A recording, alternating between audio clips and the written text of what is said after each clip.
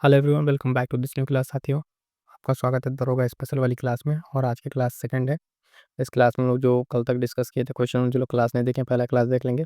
आज हम 41 number question आगे डिस्कस करेंगे। ठीक है, फटाफट से आपको बता दें, करंट अफेयर और दरोगा प्रैक्टिस के लिए तुम्हारा प्रैक्टिस यहाँ पे आपको देखने को मिलेगी, तो जुड़ जाइएगा और आइएगा। आगे हम स्टार्ट करेंगे। जो लोग नहीं देखें पहला क्लास वो देख लेंगे, उसमें 1 से 40 से प्रश्नों को डिस्कस किया गया है। आइएगा, स्टार्ट करेंगे आज के अपने प्रश्नों को। अगला प्रश्न ध्यान दीजिएगा, 41 नंबर। कह रहा है कि ये मैथ का क्वेश्चन है, इसमें हम सिर्फ आपको क्वेश्चन रीड कर दे रहे हैं और ऑप्शन बता देंगे, आप वीडियो रोक के सवाल सॉल्व कर लीजिएगा। पानी से भरा एक अर्धगोलाकार टैंक है और एक पाइप द्वारा जो है 5 लीटर प्रति सेकंड की दर से खाली किया जाता है। टैंक को जो है आधा खाली करने में वह कितना समय जो मिनटों में है वो लेगा, यदि टैंक का व्यास 5.6 मीटर है। ठीक है, सवाल देख लिया आपने। ऑप्शन आपके सामने 4 ऑप्शन है, इसका जो सही उत्तर है वो बता दें आपको, आप सॉल्व कर लीजिएगा। ठीक है, यहाँ पर मेनली फोकस हमारे जीएस के प्रश्नों पर है, तो मैथ के यहाँ पे सही उत्तर इसका सेकंड वाला हो जाएगा। 76.6 का आंसर आएगा।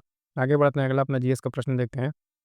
कह रहा है कि प्रदूषण के लिए जो जिम्मेदार सबसे आम पदार्थ है, उसमें से कह रहा है धुआं, carbon dioxide, sulphur dioxide, carbon monoxide. फटाफट से आंसर करेंगे। 42 का क्या उत्तर हो जाएगा कि इसमें जो है प्रदूषण के लिए जिम्मेदार सबसे अहम पदार्थ क्या है। ठीक है, तो इसके बारे में अगर हम बात करेंगे तो इसका सही उत्तर क्या हो जाएगा?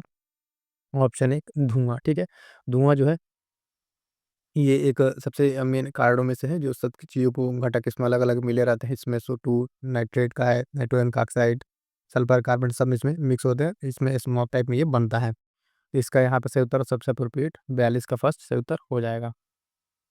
आगे बढ़ेंगे, देखेंगे अगला प्रश्न जो है क्या कह रहा है। साथियों, फटाफट से बता दें आपको, इस सारे प्रश्नों को अच्छे से प्रैक्टिस कीजिएगा। ठीक है, बहुत ही इंपॉर्टेंट होने वाले हैं। 43 कह रहा है, भारत के निम्नलिखित क्षेत्रों में से किस एक को अब पारिस्थितिकी हॉटस्पॉट माना जाता है? कह रहा है पश्चिमी हिमालय, पूर्वी हिमालय, पश्चिमी घाट या पूर्वी घाट।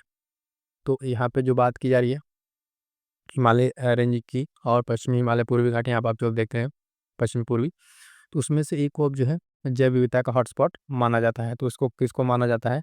सही उत्तर इसका हो जाएगा साथियों, ध्यान दीजिएगा, ऑप्शन थर्ड पश्चिमी घाट। क्या हो जाएगा? पश्चिमी घाट जो है आपका यहाँ पे सही उत्तर हो जाएगा। ध्यान दीजिएगा, पश्चिमी घाट। भारत में जो है अलग अलग जैव विविधता 4 तरह का है। एक तो पहला आपका हिमालयन रीजन में है, ठीक है, उसके बाद से भारत बर्मा क्षेत्र में है, दूसरा, तीसरा सुंडालैंड के नाम से जाना जाता है, और चौथा जो है आपका पश्चिमी घाट और श्रीलंका। ठीक है, पश्चिमी घाट और श्रीलंका को लेकर है, तो यहाँ पे से उत्तर आपका थर्ड हो जाएगा।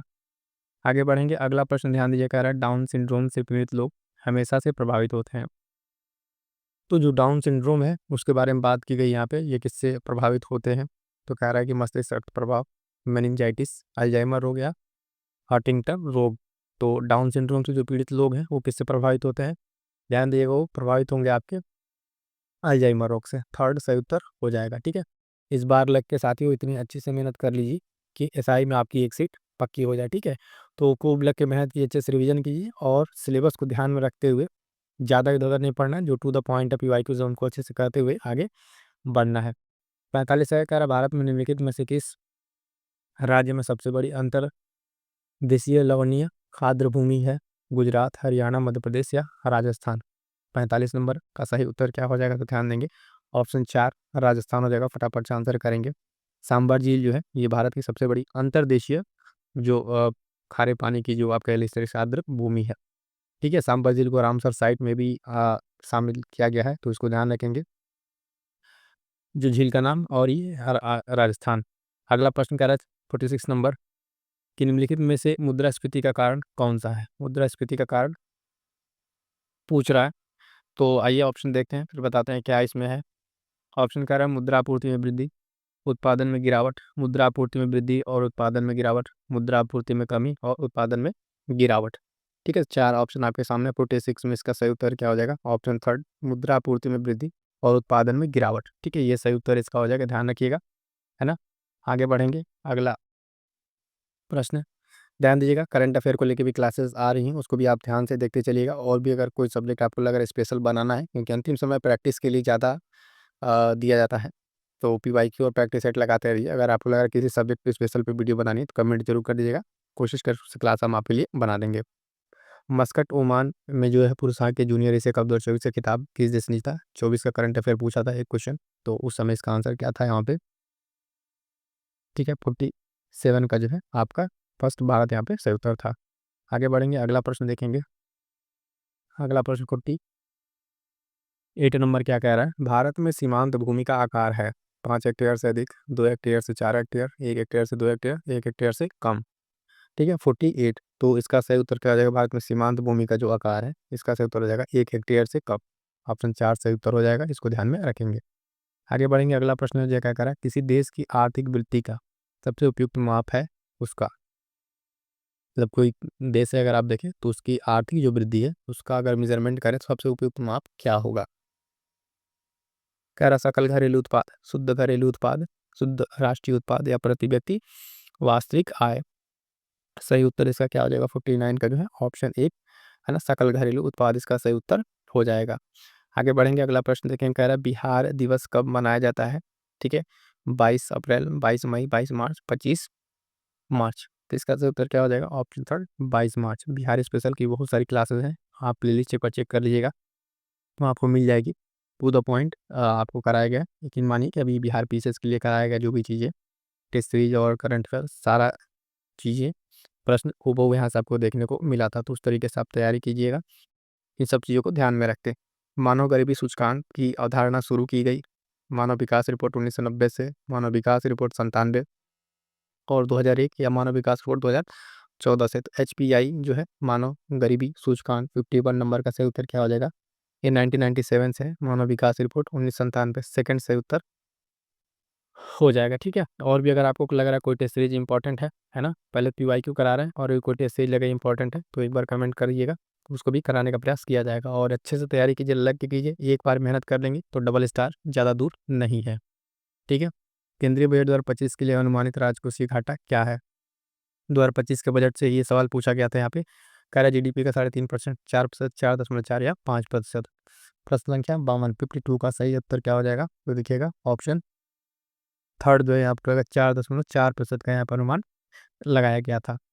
आगे बढ़ेंगे, अगला प्रश्न फिर से एक मैथ का सवाल है। सवाल हम आपको रीड करते रहे, एक बार ध्यान से पढ़ लीजिए, फिर आप क्लास को रोक के लगा लीजिएगा, आंसर हम आपको बता दे रहे हैं।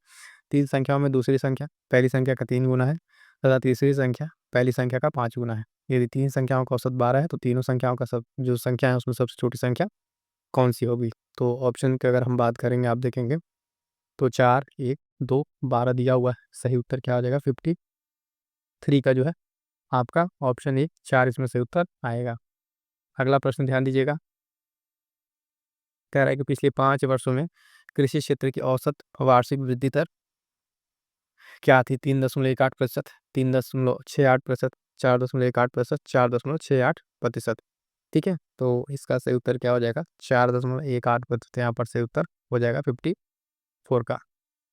आगे बढ़ेंगे, अगला प्रश्न है आर्थिक समीक्षा 2025 में अपेक्षित जो GDP है उसका वृद्धि पूर्वानुमान क्या है? 6 से 7%, 5 से 6%, 7 से 8 या 8 से 10%। 55 नंबर का सही आंसर बताइएगा फटाफट से। तो इसका उत्तर हो जाएगा ऑप्शन है 6 से 7%। कितना? 6 से 7%। जो कि यहाँ पर वृद्धि की बात की गई थी वो लगभग 6.4% था, तो इस ऑप्शन में आपका मिल जाएगा। अगला प्रश्न ध्यान दीजिएगा, इंपॉर्टेंट प्रश्न है, कई बार पूछा हुआ है फिजिक्स का। चलती बस में एक यात्री अचानक बस रुकने पर आगे की ओर उछल जाता है, यह सिद्धांत जो है इस पर आधारित है, मतलब यह किस सिद्धांत पर आधारित है? न्यूटन का पहला नियम, न्यूटन का दूसरा, या न्यूटन का तीसरा, या संवेग संरक्षण का सिद्धांत? तो आपको पता होगा, बहुत बेसिक सा ये क्वेश्चन है। 56 नंबर, इसका सही उत्तर क्या हो जाएगा? ऑप्शन जो है 1। ठीक है, न्यूटन का पहला नियम, जिसे जड़त्व का नियम भी क्या कहते हैं? क्या कहते हैं? जड़त्व का नियम भी कहते हैं। तो ये सारी बातें आपको ध्यान में रखनी है। ठीक है, फटाफट से, साथ ही जो अभी तक नहीं जुड़े चैनल से जुड़ जाएगा। To the point exam oriented current आपको कराएंगे, इतना रिवीजन करते रहेंगे, आपकी तैयारी बहुत अच्छी स्थिति में आ जाएगी। ठीक है, चाहे करंट अफेयर हो चाहे टेस्ट सीरीज। अगला प्रश्न 57 नंबर, कौन सा संगठन आर्थिक समीक्षा तैयार करने में मदद करता है? तो ध्यान दीजिएगा, कह रहा है कि वित्त मंत्रालय, RBI, नीति आयोग या सेबी। फटाफट से आंसर करेंगे 57 नंबर का क्या उत्तर हो जाएगा? तो ऑप्शन है आपका वित्त मंत्रालय हेल्प करता है क्या आर्थिक समीक्षा तैयार करने के लिए। ठीक है, इसको आपको ध्यान में रखना है। इसमें एक आर्थिक सलाहकार होते हैं, मुख्य आर्थिक सलाहकार, जिनके मार्गदर्शन में ये सब सारी चीज़ें बनाई जाती हैं। आगे बढ़ेंगे, अगला फिर से एक करंट अफेयर का प्रश्न है, ध्यान से देख लीजिए। इसी तरीके प्रश्न आगे भी जो करंट अफेयर के हैं उनसे पूछे गए हैं। पेरिस ओलंपिक 2024 में भारतीय दल का ध्वजवाहक किसे नियुक्त किया गया था? तो 4 ऑप्शन है, इसमें आपको बता दे रहे हैं। 58, ऑप्शन 2 शरद कमल, क्या हो जाएगा? शरद कमल। आगे बढ़ेंगे, अगला प्रश्न जो है 59 नंबर, किस राज्य सरकार ने हर घर कनेक्टिविटी फाइबर टू होम पहल शुरू की है? कह रहा है झारखंड, बिहार, मध्य प्रदेश, गुजरात। 59 नंबर, इसका सही उत्तर क्या हो जाएगा? ऑप्शन 4 गुजरात ने। किसने? गुजरात ने जो है ग्रामीण परिवारों के लिए हाई स्पीड इंटरनेट उपलब्ध कराने के लिए फाइबर टू होम पहल की शुरुआत की है। आगे बढ़ेंगे, अगला प्रश्न देखिएगा, निम्नलिखित में से किसे नया चुनाव आयुक्त नियुक्त किया गया है? ठीक है, तो ज्ञानेश कुमार, सुखबीर सिंह, अरुण गोयल, अनूप चंद्र पांडे, सुकुमार सेन, आर के त्रिवेदी, के वी के सुंदरम या एस एल शक्तर। तो 60 का सही उत्तर क्या हो जाएगा? ऑप्शन है ज्ञानेश कुमार और सुखबीर सिंह को यहाँ पे नियुक्त किया गया है। ठीक है, आगे बढ़े। आई होप सारे प्रश्न आपको क्लियर हो रहेंगे। इसी तरीके सब्जेक्ट वाइज भी हम आपको करा देंगे। ठीक है, जितना करा रहा है उसको आप करते रहिए, जो प्रश्न ना है उसका एक पेज लेके बैठिए, नोट जरूर करते रहिए, क्योंकि जो आपका प्रश्न गलत हो रहा है यहाँ पे परीक्षा में आपका प्रश्न गलत नहीं होना चाहिए। और तैयारी एक बार इतना अच्छे से मन लगा के कीजिए कि दोबारा होता है ना कि पढ़ने की जरूरत ना पड़े, एक बार पढ़ी और सिलेक्शन लीजिए। अगला प्रश्न है, बादल जो वायुमंडल में के कारण तैरते हैं? कम तापमान, कम वेग, कम दबाव, कम घनत्व। 61 का सही आंसर क्या हो जाएगा साथियों? ध्यान देंगे, कम तापमान। यहाँ पे 61 बादल जो है क्यों तैरते रहते हैं? तो यहाँ पे कम तापमान इसका सही आंसर हो जाएगा। ठीक है, इसको ध्यान में रखेंगे। 61 का पहला। अगला कह रहा है, बिहार 62 नंबर, बिहार की आधिकारिक भाषा क्या है? हिंदी और संस्कृत, हिंदी और उर्दू, संस्कृत और उर्दू, इनमें से कोई नहीं। फटाफट से आंसर करेंगे। 62 का क्या उत्तर हो जाएगा? तो कह रहा है इसका उत्तर हो जाएगा ऑप्शन 2। बिहार की आधिकारिक भाषा जो है आपका क्या हो जाएगा? हिंदी और उर्दू। क्या हो जाएगा? हिंदी और उर्दू। ये इंपॉर्टेंट है, बिहार स्पेशल वाली क्लास में भी हमने आपके लिए करा रखा है। एक बार क्लास को जरूर देखिएगा, बीपीएससी वाली क्लास में है, या फिर आपको अलग से भी करा देंगे।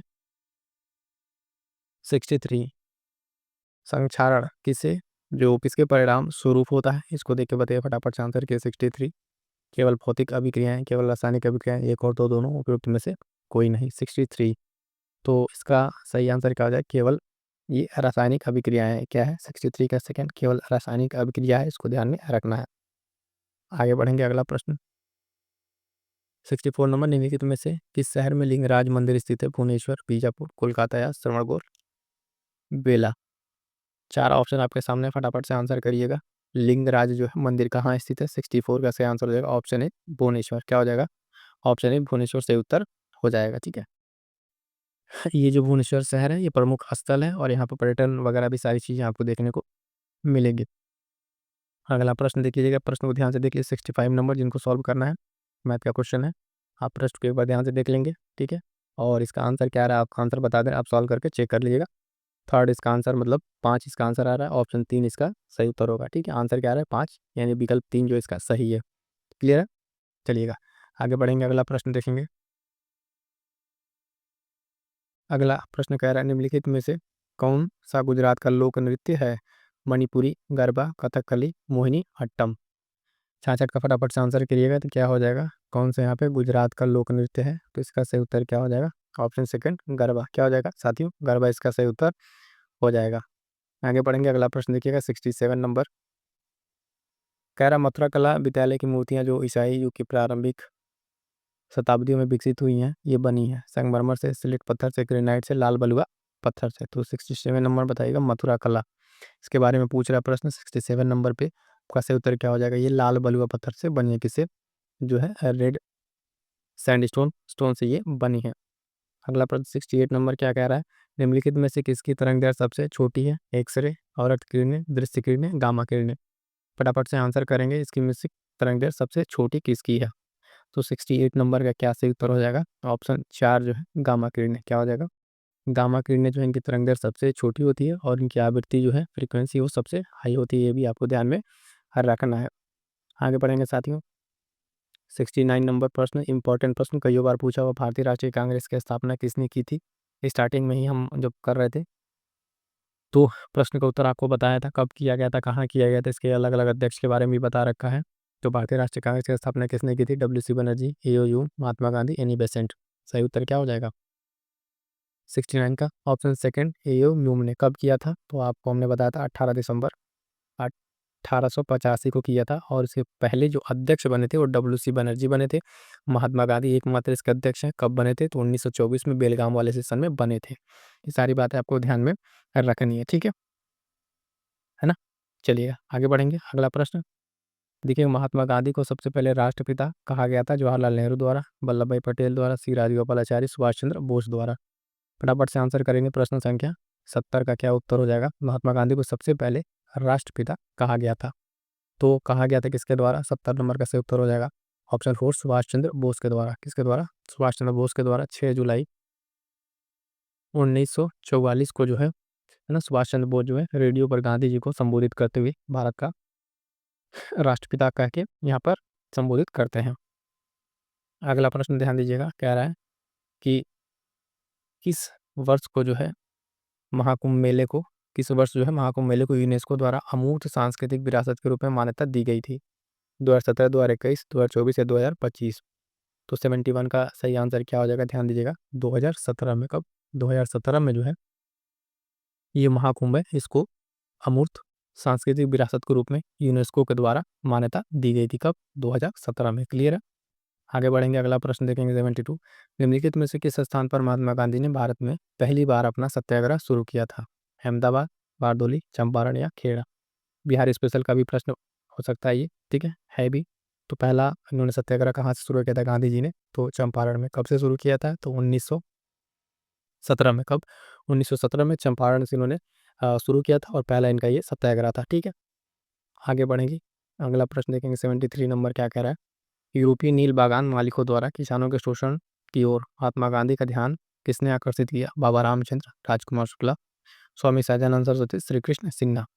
ठीक है, तो क्या हो जाएगा? 73 का सही आंसर क्या हो जाएगा? तो यहाँ पे जो है नील बागानों के लिए लखनऊ जो INC सेशन हुआ था वहाँ पे गांधी जी को जाके किसने बताया था ध्यान था? वो राजकुमार शुक्ला ने। किसने? राजकुमार शुक्ला ने। साथी इतने साथी देख रहे हैं क्लास को, ठीक है। जो लोग नहीं जुड़े एक बार फटाफट से चैनल से जुड़िएगा। आपका सपोर्ट ही हमारे लिए बहुत है, जितना आप कर सकते हैं चैनल से जुड़िए और अपने साथियों तक शेयर जरूर कर दिए अगर आपको चीज़ें पसंद आ रही हैं तो, क्योंकि आपके लिए बहुत ऑथेंटिक एग्जाम ओरिएंटेड कंटेंट आपके लिए लेके आया गया है।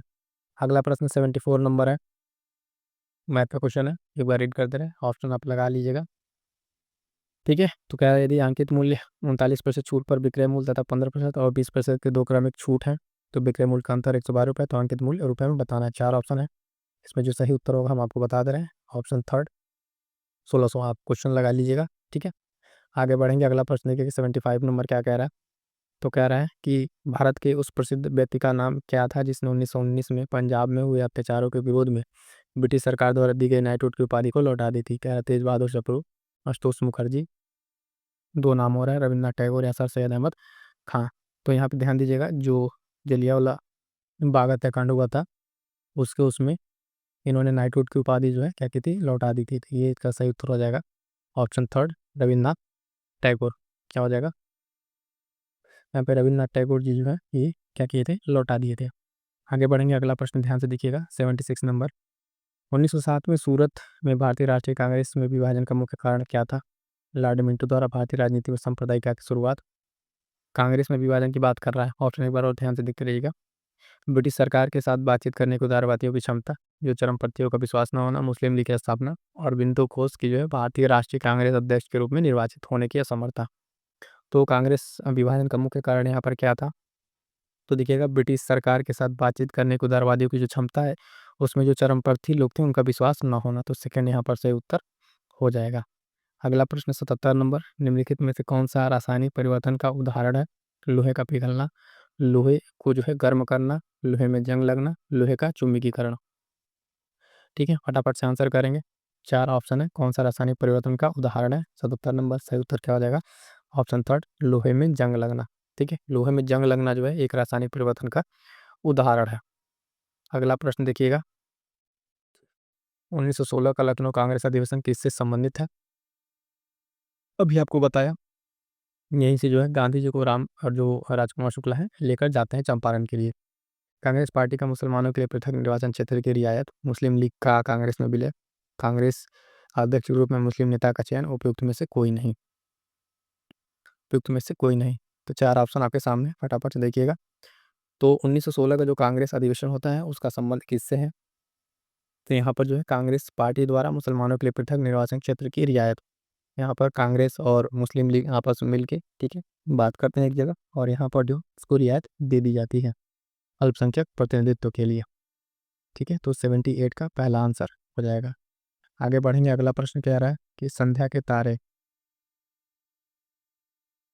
कह रहा है शुक्र का उदय संकेत करता है दक्षिण ध्रुव, ठीक है, उत्तरी ध्रुव का, पूर्व ध्रुव का, या मतलब पश्चिम का, कहाँ से ये करता है जो संध्या का तारा शुक्र है, उसका संकेत कहाँ से है, 79 का। तो यहाँ पर जो सही उत्तर दिया गया इसका ऑप्शन 4 पश्चिम, क्या दिया गया, ऑप्शन 4 पश्चिम। अगला प्रश्न ध्यान दीजिएगा, क्या कह रहा है, किस आंदोलन के दौरान बिहार में आजाद दस्ता सक्रिय था, सविनय अवज्ञा आंदोलन, भारत छोड़ो आंदोलन, असहयोग आंदोलन, चंपारण सत्याग्रह। ठीक है, प्रश्न संख्या 80, इसका सही आंसर क्या हो जाएगा। तो जो आजाद दस्ता था ये कब सक्रिय था, भारत छोड़ो आंदोलन के दौरान, कब, 1942 के करीब में। ठीक है, इसको ध्यान में रखेंगे। अगला 81 नंबर क्या कह रहा है कि निम्नलिखित में से क्या पृथ्वी की पपड़ी के द्रव्यमान के प्रतिशत के संदर्भ में सबसे बड़ी मात्रा में मौजूद है। ठीक है, तो आइए ऑप्शन देख लेते हैं क्या क्या दिया हुआ है। यहाँ पे कह रहा है सिलिकॉन है, ऑक्सीजन है, कार्बन है, कैल्शियम है। ठीक है, इसका सही आंसर क्या हो जाएगा, द्रव्यमान के रूप में पूछ रहा है। 81, इसका सही आंसर क्या हो जाएगा, सेकंड ऑक्सीजन, क्या हो जाएगा, ऑक्सीजन यहाँ पर से उत्तर हो जाएगा। अगला प्रश्न 82 नंबर, निम्नलिखित में से कौन सा युग्म सही नहीं है। सिस्मोग्राफ जो है भूकंप, एनीमोमीटर पवन की गति, हाइग्रोमीटर वायुमंडल में जल वाष्प की मात्रा, और लैक्टोमीटर कह रहा है तरल पदार्थों का विशिष्ट गुरुत्व। तो यहाँ पर कौन एक सही सुमेलित नहीं है बताना है, तो आपको बताना है 82 नंबर में सही आंसर क्या हो जाएगा। ठीक है, यहाँ पे ऑप्शन 4, ठीक है, ये लैक्टोमीटर तरल पदार्थों का विशिष्ट गुरुत्व नहीं नापता है। ये क्या करता है, लैक्टोमीटर दूध में जो है पानी की मात्रा को नापता है। क्या करता है, दूध में पानी की मात्रा को नापता है। बाकी 3 सही है, सिस्मोग्राफ भूकंप नापेगा, एनीमोमीटर जो है पवन की गति नापेगा, हाइग्रोमीटर वायुमंडल में जलवाष्प की मात्रा को मापेगा। गलत कौन सा है, तो लैक्टोमीटर। बता दिए क्यों गलत है, क्योंकि दूध मापने के काम आता है, दूध में जो पानी की मात्रा है। आगे बढ़ेंगे, आई होप सो प्रश्न समझ में आ रहा होगा। एक बार जितने लोग वीडियो को लाइक नहीं किया फटाफट से लाइक कर दीजिए साथियों, अपने साथियों तक शेयर कर दीजिएगा, है ना। क्लास आपको पूरी कराएंगे, पूरी बुक जो है अच्छे से, इसमें आपको कोई भी डाउट नहीं बचेगा। 83 नंबर का भूकंप के उद्गम बिंदु को क्या कहते हैं, टेक्टोनिक बिंदु, भूकंपीय बिंदु, प्लूटोनिक बिंदु, ऊपरी केंद्र। तो 83 नंबर इसका सही आंसर क्या हो जाएगा, तो ध्यान दीजिएगा, उसको क्या कहते हैं, भूकंपीय केंद्र कहते हैं। जो उद्गम बिंदु उसको भूकंपीय कहते हैं। और फोकस क्या है, जहाँ पे वो आके आपको मिलेगा, जहाँ से स्टार्ट होगा फॉल्ट वहाँ पे आपको ये देखने को मिलेगा। भूकंप का केंद्र या ऊपरी केंद्र, इसको भूकंप का केंद्र, ठीक है, हाँ, 83 का आपका सेकंड, इसको भूकंपीय केंद्र कहते हैं। आगे बढ़ेंगे, अगला प्रश्न फिर से एक मैथ का क्वेश्चन है, ध्यान से देख लीजिए, है ना, क्वेश्चंस को, और जिनको सॉल्व करना है रुक के वीडियो को सॉल्व कर लेंगे। आंसर बता दे रहे हैं, इसमें कह रहे हैं कि निश्चित राशि का चक्रवृद्धि मिश्रित धन है, 4 वर्ष तथा 5 वर्ष में क्रमशः इतना है रुपए, और ब्याज की दर बतानी है आपको। 84 का सही आंसर क्या हो जाएगा, यहाँ पे थर्ड आएगा, 8% का यहाँ पे आंसर आएगा, सॉल्व कर लीजिएगा। आगे बढ़ेंगे, 85 नंबर पे क्या कह रहा है, निम्नलिखित में से कौन सा ब्लॉक जो है पर्वत है, आल्प्स, वासेस, राकी, एंडीज। फटाफट से आंसर कीजिएगा। 85 नंबर का सही आंसर क्या हो जाएगा, ब्लॉक माउंटेन की बात कर रहे हैं, तो ऑप्शन सेकेंड वास्चे जो है यहाँ पे आपका ब्लॉक माउंटेन है। ये फ्रांस और जर्मनी, ब्लैक फॉरेस्ट और पाकिस्तान इस रेंज में यहाँ पे बना हुआ है। ठीक है, ये फ्रांस में है, जर्मनी में आपका ब्लैक फॉरेस्ट भी इसी का उदाहरण है। बाकी आप इन सब चीज़ों को भी ध्यान में रखिएगा। ठीक है, तो आगे बढ़ेंगे, अगला प्रश्न 86 नंबर कह रहा है कि भूमि की एक संकरी पट्टी जो दोनों ओर पानी से घिरी हो तथा भूमि के बड़े निकायों से जुड़ी हो कहलाती है, टीला, विषुव, असल जल डमरू मंडल, या जल डमरू मध्य। तो कह रहा भूमि पतली सक्रिय है, और किस तरीके से इसका स्पेसिफिक फीचर, इसको क्या कहेंगे। 86 का जो है इसका स्थल जो है, स्थल डमरू मध्य इसको कहेंगे। ऑप्शन थर्ड इसका सही आंसर हो जाएगा, क्या हो जाएगा, ऑप्शन थर्ड सही आंसर हो जाएगा।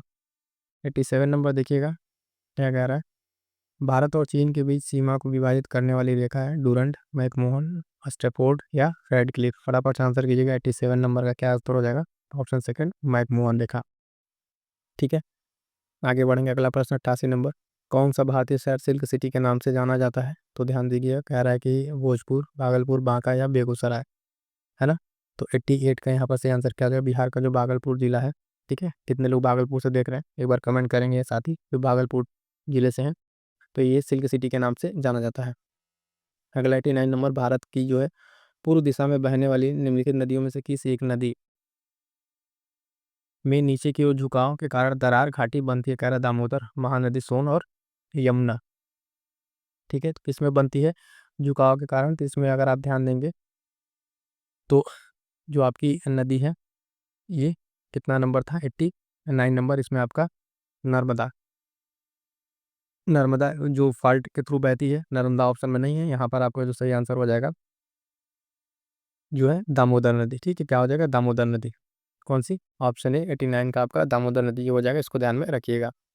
आगे बढ़ेंगे, अगला प्रश्न 90 नंबर क्या कह रहा है कि ग्रीष्म ऋतु के दौरान भारतीय उपमहाद्वीप में उच्च तापमान और निम्न दबाव हिंद महासागर के जो हवाएं खींच के किसे आगमन को संभव बनाते हैं, तो दक्षिण पूर्वी मानसून, दक्षिण पश्चिमी मानसून, व्यापारिक हवाएं, पछुआ हवाएं।